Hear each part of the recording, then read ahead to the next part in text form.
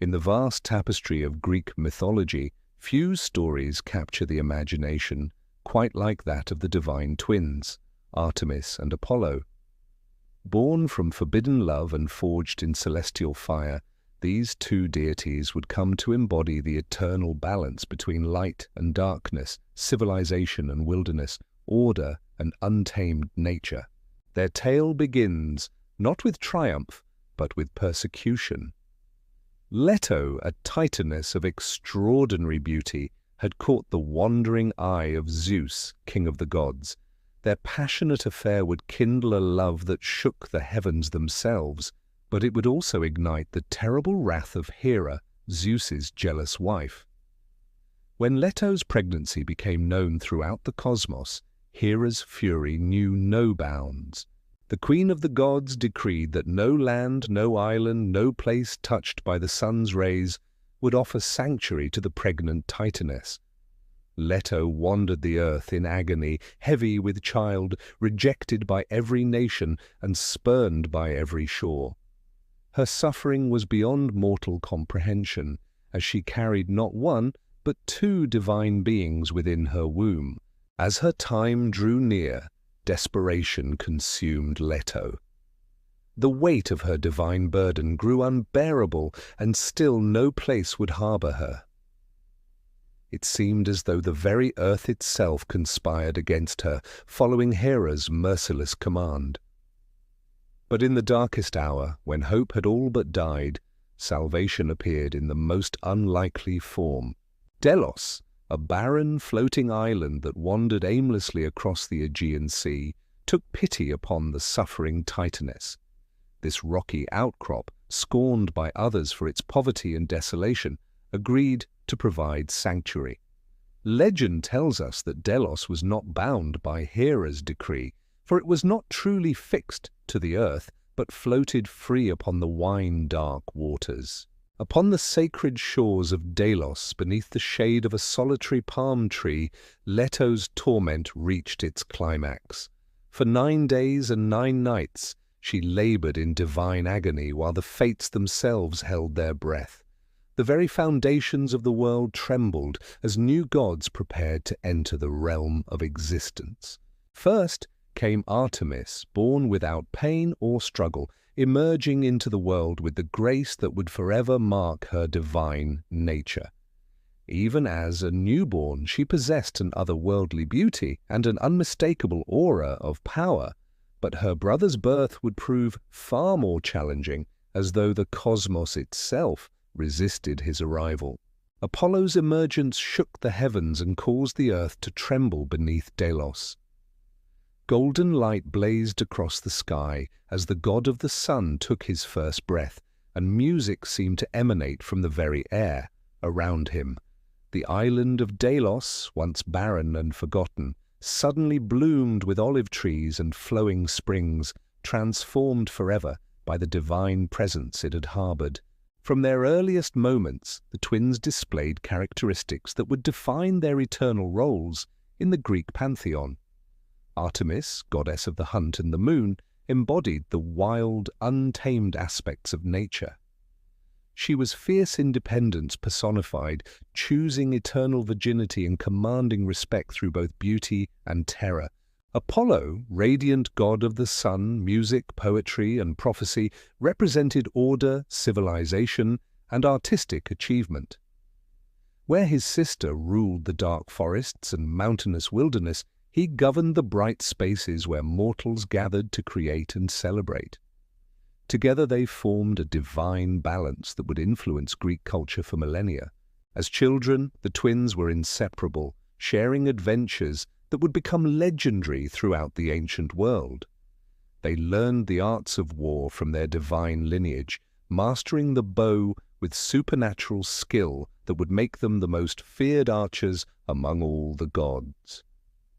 Their arrows never missed their mark, whether that target was beast, mortal, or even fellow deity. Artemis claimed dominion over all wild creatures, becoming their protector and their hunter in equal measure. She demanded absolute respect for the natural order, punishing those who showed hubris in her realm with swift and terrible retribution. The forests were her temple, the mountains her throne, and the moon her eternal crown. Apollo, meanwhile, established himself as the bringer of enlightenment and divine knowledge. He became the god of prophecy, speaking the will of Zeus through sacred oracles, most famously at Delphi. His lyre could soothe savage beasts or drive mortals to ecstatic frenzy, and his voice could heal the sick or curse the wicked. But beneath their divine perfection lay the same passionate temperaments that marked all Olympic deities. Both twins were quick to anger and terrible in their vengeance when slighted or disobeyed. Their wrath was legendary, capable of bringing plague, madness, or death to any who dared cross them. One of their most famous acts of vengeance came when Niobe, queen of Thebes, dared to boast that she was superior to their mother Leto because she had 14 children, while Leto had only 2. Such hubris could not go unpunished by the divine twins who honored their mother above all others. Apollo and Artemis descended upon Thebes like avenging angels, their silver bows singing death songs through the air. One by one they struck down Niobe's children with their unerring arrows, showing no mercy for age or innocence. The queen's boastful joy transformed into inconsolable grief as she watched her offspring fall like wheat before the scythe. When their terrible work was finished, only Niobe remained, weeping over the bodies of her children. Her grief was so profound that the gods took pity upon her, transforming her into stone so that she might weep for eternity. This myth became a powerful reminder to mortals about the dangers of comparing themselves favorably to the gods. The twins' protective nature toward their mother also manifested when the giant Tityos attempted to assault Leto. The massive offspring of Gaia, believing his size and strength made him invulnerable, pursued the Titaness with violent intentions. But he had grievously underestimated the devotion of Artemis and Apollo to their beloved mother. The divine twins appeared like twin stars of vengeance, their arrows finding their mark with deadly precision. Tityos fell beneath their combined assault, and as punishment for his crime, Zeus condemned him to eternal torment in Tartarus. There, 2 vultures would forever feast upon his liver, which regenerated each day only to be devoured again. Beyond their roles as protectors and avengers, both twins served crucial functions in the cosmic order. Artemis governed the phases of the moon, guiding its silver chariot across the night sky while watching over childbirth and young animals. She was also the eternal virgin, choosing independence over marriage and inspiring countless young women to follow her example. Her band of nymphs, the hunters of Artemis, swore oaths of chastity to serve their goddess. These maiden warriors roamed the forests, protecting wildlife and punishing those who would defile the natural world. They were formidable fighters, blessed with their mistress's skill with the bow and her fierce determination to preserve the wild places of the earth. Apollo, meanwhile, drove the chariot of the sun across the heavens each day, bringing light and warmth to the world below. His daily journey from east to west marked the passage of time itself, and mortals organized their lives around his celestial schedule. But his influence extended far beyond mere timekeeping. As god of music and poetry, Apollo inspired the 9 muses, those divine daughters of Zeus, who governed all artistic endeavor. Under his guidance, mortals learned to create beautiful music, compose stirring poetry, and preserve their stories for future generations. He was the divine source of all human creativity and intellectual achievement. The oracle at Delphi became Apollo's most famous earthly institution, where mortals could seek divine guidance through his chosen priestess, the Pythia. This sacred site drew pilgrims from across the Mediterranean world, all seeking to understand the will of the gods and glimpse their possible futures. But Apollo's oracular pronouncements were famously cryptic and often double-edged. The god delighted in riddles and ambiguous statements that could be interpreted multiple ways, teaching mortals that divine knowledge came with responsibility and that fate could rarely be avoided through clever maneuvering. The twins' relationship with each other remained strong throughout eternity, despite their different spheres of influence. They complemented each other perfectly, like two sides of the same divine coin. Where Apollo brought order and civilization, Artemis preserved the wild chaos that civilization sought to tame. Their adventures together became legendary throughout the ancient world.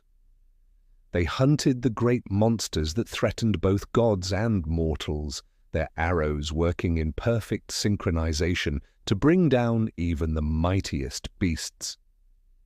No creature, however large or terrible, could stand against their combined might. When the giants rose in rebellion against the Olympian gods, Artemis and Apollo fought side by side, their arrows raining death upon the earthborn monsters. Their skill in battle was unmatched, and their loyalty to Zeus and the established order never wavered, even when other gods showed doubt or fear.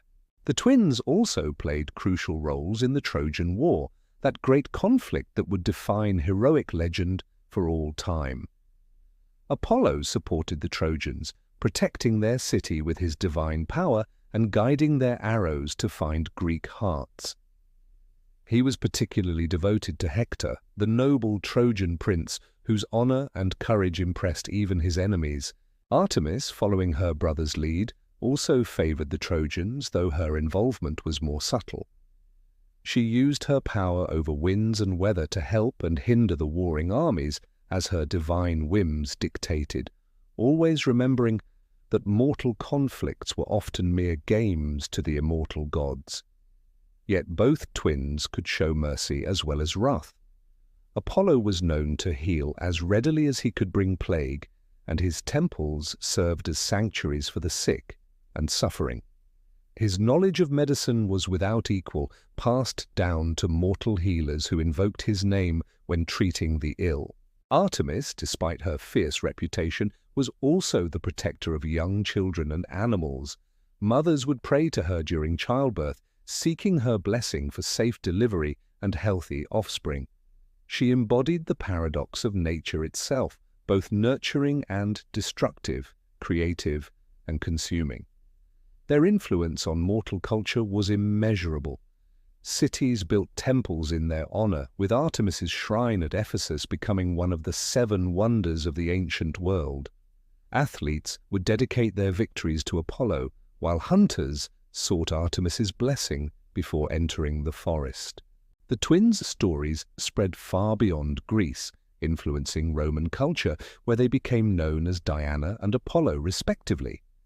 Their myths traveled along trade routes to distant lands, inspiring local interpretations and variations that reflected different cultural values while preserving their essential characteristics.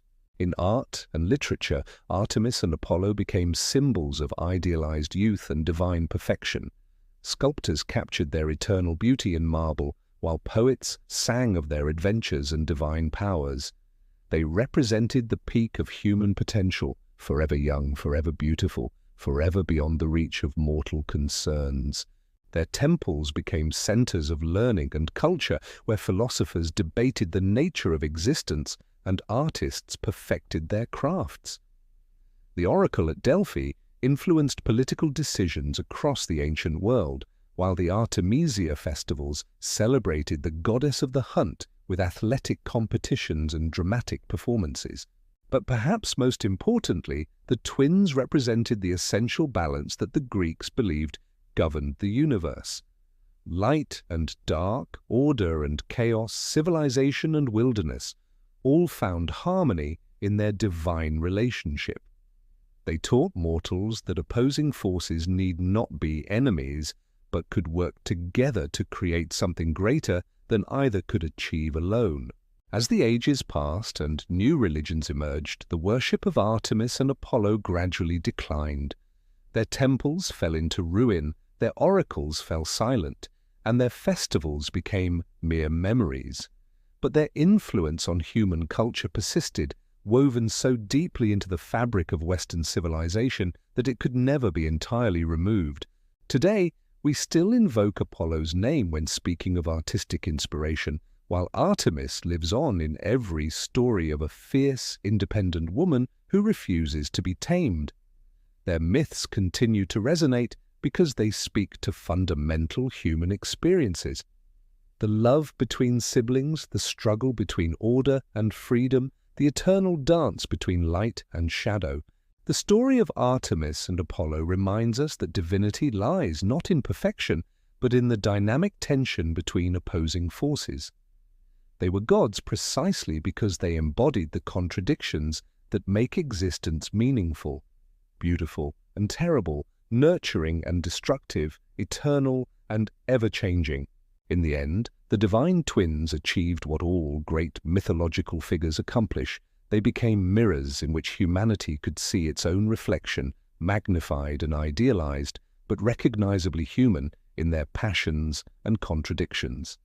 Through their stories, the ancient Greeks explored what it meant to be both mortal and divine, bound by fate, yet capable of transcendent achievement. Their legacy endures not merely as ancient superstition, but as profound psychological and spiritual truth about the nature of existence itself. In every sunrise and moonrise, in every act of creation, and every moment of wild freedom, the divine twins continue their eternal dance, reminding us that the sacred and the natural are forever intertwined. Thus the tale of Artemis and Apollo stands as one of mythology's greatest achievements, a story that has lost none of its power to inspire, terrify, and illuminate the deepest mysteries of human existence. In their divine light and shadow, we glimpse the eternal truths that make mythology not merely entertainment, but wisdom dressed in the unforgettable garb of wonder.